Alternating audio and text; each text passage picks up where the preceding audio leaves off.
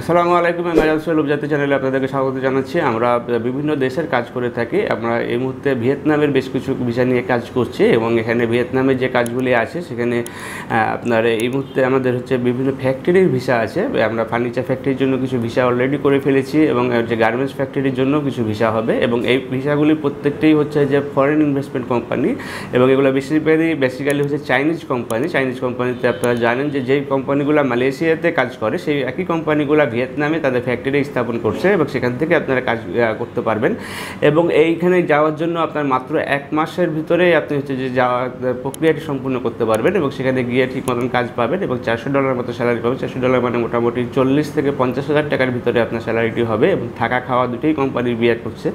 খাওয়ার ব্যাপারে যেটা হচ্ছে যে আপনার 2 বেলা খাবার দেয়, মানে ওয়ান ডিউটি ফুড যেটাকে বলা হয়, সেই ওয়ান ডিউটি ফুডটি দেয় এবং রেসিডেন্সটা পুরোপুরি ফ্রি থাকে।